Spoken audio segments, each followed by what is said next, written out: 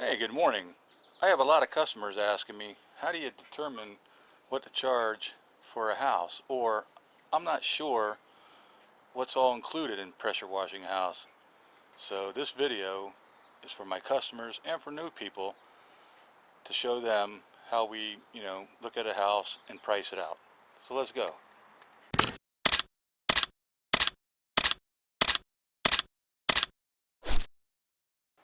The first step in the process is you're going to walk around the house and you're going to evaluate the house. You're going to see if it's a one-story home or if it's a two-story home. Typically, for customers, you will tell them that a house wash will include all the vinyl siding. Obviously, the windows will get rinsed off and they'll have some of the bigger mold and mildew done, but they're not going to be spot-free and they're not going to be washed. That's a separate charge. But you're going to clean all the vinyl, all the guttering coming down, kill the mold, the mildew, and anything that's not a stain like tar. You can't fix holes in the vinyl. Okay, so if we're looking around at this house here, when you inspect it as you walk around, you'll start noticing things like that nail hole. We can't fix that nail hole. You might see a bunch of rust coming down from that nail. That would be an extra charge. It's not killing mold and mildew and dirt and grime. That's removing rust off of that nail. On the window frames, you might see tiger stripes. On the gutters, even though we sprayed them down and washed them, they're not hand washed. It'll get off the mold and mildew and things like that. That's included with the cleaning the vinyl siding and same with the soffit.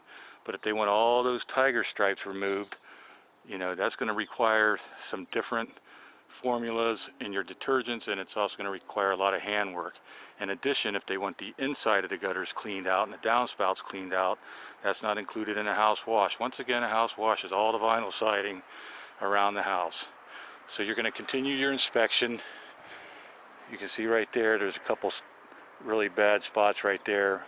Okay, as you're going around and inspecting, you're going to run your hand on the vinyl siding everywhere you go. Now this house is wet, you may not be able to see it too good, but it does have some oxidization. It's just due here in the morning. I checked it the other day. But you'll check for oxidization all the way around the house, every wall. And the reason you're going to do this is, once again, you need to let the customer know we're cleaning the vinyl of mold and mildew, surface dirt and grime. If it's oxidized, A, you got to be real careful with it so that the house doesn't blotch and you're not washing the oxidization off. B, you need to let them know you're not restoring vinyl. If they want all of that off, or it blotches, either have a waiver or make them aware of it, or tell them vinyl restoration, costs more because you're going to use different chemicals, you're going to use a lot of hand scrubbing and that kind of thing. But as long as you're sticking with the soft wash, you're not really knocking most of that off. So now we're checking every wall for oxidization, we're checking for rust, we're checking for holes, we're looking for vinyl that has cracks in it, we're looking for electrical outlets you have to work around, we're looking for trees, shrubs, bushes you have to work around. We can see this customer has a deck. The deck, if they want all that cleaned, is going to be an additional charge. That's deck cleaning. That requires a little bit different procedures in cleaning vinyl and siding.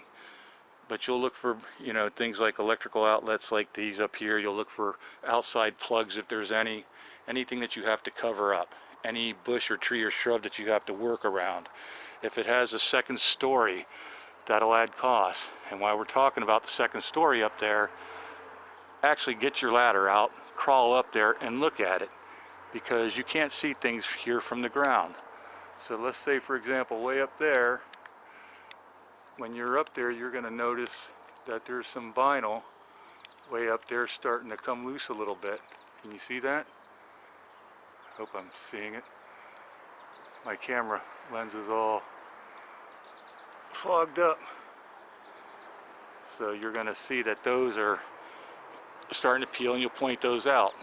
You want to point it out to the customer because you want them to be able to fix things now while it's relatively cheap to fix something, versus fixing things later when it's going to cost them a lot of money.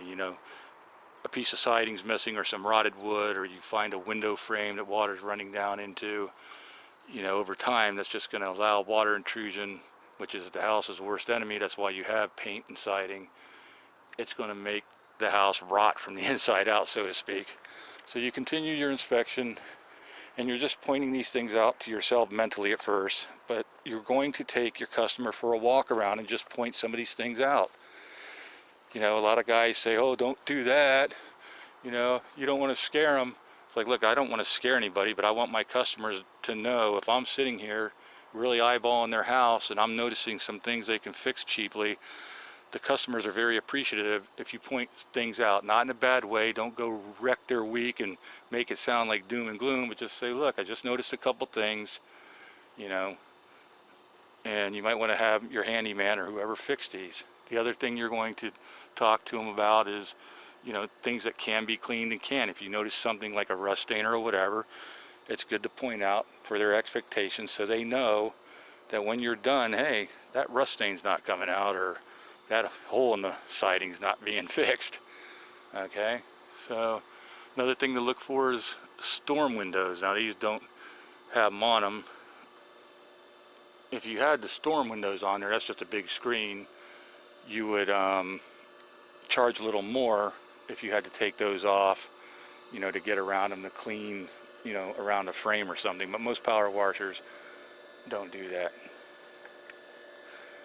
This does lead into letting the people know, hey, you know, you have windows that need to be cleaned. You know, if you provide that service, and tell them what it will cost to do that service.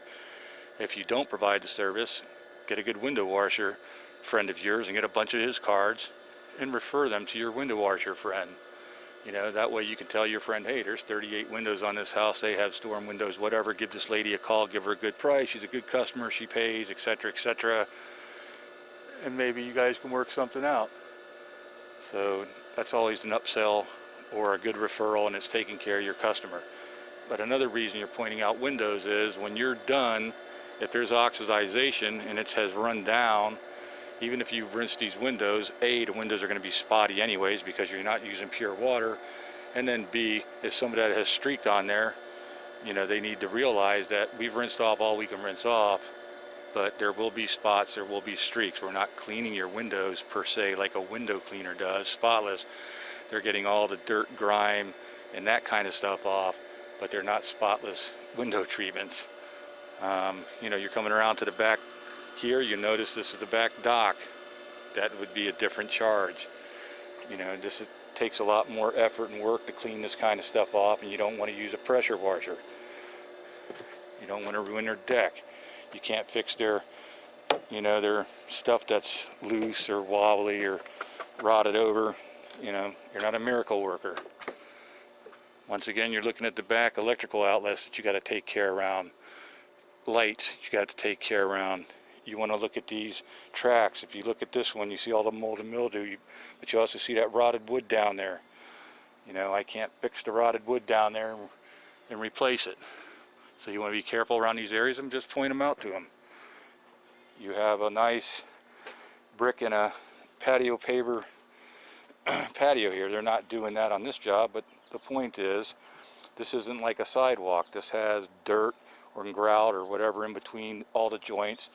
It needs to be cleaned out, resanded, or you can just spray it all down and offer just to kill all the surface mold and mildew without really, you know, taking care of the cracks and joints and that kind of thing. So there's a lot of options for you to do, and there's a lot of stuff to talk to your customer. It only takes about 20 minutes, you know, on your initial run when you're doing a bid. Point all this stuff out, you know, all the shrubs and the flowers up against the building, garbage cans that have to be moved. Take all this into consideration. You don't have to tell your customer every little thing that you have to move, but just take it all into consideration, because it's all going to add time to this job. You know, there's a lot of things to work around, there's a lot of things to move, there's a lot of plants to pre-soak, after soak, you know. So I hope that helps you as a customer. I hope it helps new people. You know, this vinyl siding here, you can see some dents in it. You can see another nail here. Pay attention to these joints. You don't want water going this way. You know, when you're rinsing, you're always going to be going that way. Now when you're done with the house, you take the guy for a final inspection. There's the nail, no rust coming out of it, which I pointed out. Those are the two spots right there, which the paint is off of the siding. It's wore down. But luckily I told him there's a couple little holes that I told him wouldn't come out. Front came out real nice. The upstairs came out good. There's a couple tiger stripes up there, which I told him, you know, we're not providing a cleaning gutter service. We'll spray them down. They're a lot better. Killed all the mold and mildew like we promised. But if he wants the tiger stripes out, you know, he can have us back to do that later when we clean them out in the spring. Now, you also want to look around for things like right there. A little bit of stuff dripped out of the shutters. I didn't catch it, so I'll go wipe that up real quick. But basically, you get the idea. You take him around the whole house, you show him everything, look how nice it is. He's happy. You once again point out anything that you found that you didn't point out previously. And here's a hole that was there. All the mildew's dead off of this side. I did spray a little bit on this deck just to kill some of it so I could walk around, but he's got to get this deck done before it was real black. That's one real light spray, but I didn't rinse it all down good and stuff. But the back here came out excellent, all that mold and mildew and algae. And gave the plants a final spray. All those holes in those leaves, he's got snails. Some of this salt might drive the snails out. They don't like salt. See all those holes? Those are from snails. At least that's what they tell me. When I moved the garbage cans, there was a little hole back there from where they threw that metal. So I opted not to put the garbage cans back just because I don't want to have him saying I poked a hole in there. And that's where the car drove into the wall there. Not my car, their cars. Can't fix that. All came out nice, and the wasps are all flying around because they are mad.